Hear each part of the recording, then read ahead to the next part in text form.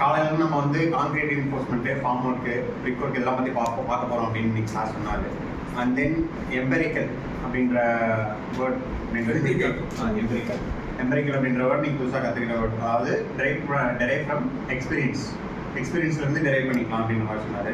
And then வந்துட்டு ஷோரிங் பற்றி என்னென்ன டைப்ஸ் இருக்குது, அது எப்படி இது பண்ணலாம் அப்படின்ற மாதிரி சொல்லியிருந்தார். சாயில் ஸ்லைடை வந்து அவாய்ட் பண்ணுறதுக்காக ஷோரிங் யூஸ் பண்ணுறோம். அதில் ஷீட் பை, அப்புறம் உடன் ஷோரிங் அண்ட் சாயில் லைனிங் இதெல்லாம் இருக்குது அப்படின்ற மாதிரி சொன்னார். அண்டு அது மட்டும் இல்லாமல் நம்ம வந்து சைட்டில் வந்துட்டு ஸ்லோப் கொடுக்கும்போது கூட சாயில் ஸ்லைடிங்கை தடுக்கலாம் அப்படின்ற மாதிரி சொல்லியிருந்தாரு. அப்புறம் சாயிலோட டைப்ஸ் பார்த்துருந்தோம். சாண்டி, சில்ட்டி, அப்புறம் பிளாக் காட்டன் சாயில், லைக் இந்த மாதிரி நிறைய டைப்ஸ் இருக்குது அப்படின்ற மாதிரி சொல்லியிருந்தாரு. அப்புறம் வந்துட்டு லாங்குவேஜஸ் வந்து தெரிஞ்சிருக்கணும். தமிழ், இங்கிலீஷ் அண்ட் ஹிந்தி இது மூணும் கம்பல்சரி தெரிஞ்சிருக்கணும் அப்படின்னு மாதிரி சொல்லியிருந்தாரு. And then bore log report அப்படின்றது ஒரு போரோட ஃபுல் ரிப்போர்ட், எங்கேருந்து நம்ம எந்த இடத்துல போர் போடுறோம், எவ்வளோ ஆழத்தில் தண்ணி இருக்குது அப்படின்ற மாதிரி மொத்தமாக எல்லா ரிப்போர்ட் தரது போர் லாக் ரிப்போர்ட். அதை பற்றி இப்போ கற்றுக்கிட்டோம். அப்புறம் வெல் பாயிண்ட், ஒரு பாயிண்ட் வந்து நம்ம எக்ஸ்கவேஷன் எடுக்கிற இடத்துல வெல் பாயிண்ட் இருந்தால் அதை எப்படி ஃபேஸ் பண்ணணும் அப்படின்ற மாதிரி லேர்ன் பண்ணியிருக்கோம். ஃபுல்லாக ஹோல்ஸ் போட்டுட்டு சரௌண்டிங்ஸில் ஃபுல்லாக ஹோல்ஸ் போட்டு அந்த வாட்டரை டிவாட்டர் பண்ணிட்டோம்னா நம்ம அந்த இடத்துல ஈஸியாக இருக்கும். அதுக்கப்புறம் வாட்டர் ப்ரூஃபிங் பண்ணிவிட்டு அப்படி தான் நம்ம கன்ஸ்ட்ரக்ஷன் ஒர்க்கை ஸ்டார்ட் பண்ணலாம்.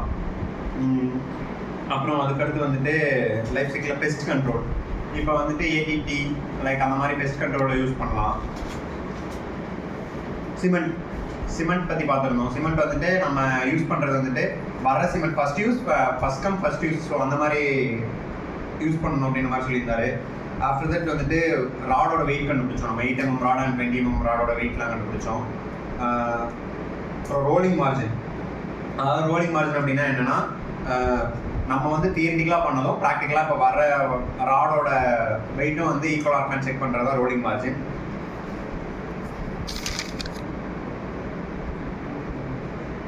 அதுக்கப்புறம் வந்துட்டு ஒரு ப்ராஜெக்ட்ல 100% இருக்குது அப்படின்னா அதில் வந்துட்டு மெட்டீரியல்ஸ் வந்து 60 to 70% வாங்குவோம்.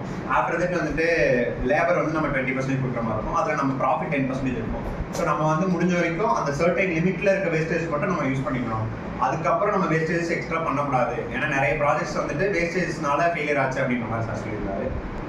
ஆஃப்டர் தட் குளோரைட் கண்டென்ட், அதாவது நம்ம கான்கிரீட்ல எப்பவுமே வந்துட்டு ஸ்லம்ப் மட்டும் தான், இப்போ மேக்ஸிமம் நிறைய இடத்துல ஸ்லம்ப் மட்டும் தான் செக் பண்ணி நான் பார்த்துருக்கேன். ஸோ குளோரைட் டெஸ்ட்டும் பண்ணணும் அப்படின்ற மாதிரி சார் சொல்லியிருந்தாரு. குளோரைட் இருக்கிறனால நம்ம வந்து ரீஎன்ஃபோர்ஸ்மெண்ட் வந்துட்டு இதுவாக கரோட் ஆகுது அப்படின்ற மாதிரி சொல்லியிருக்காரு. So that's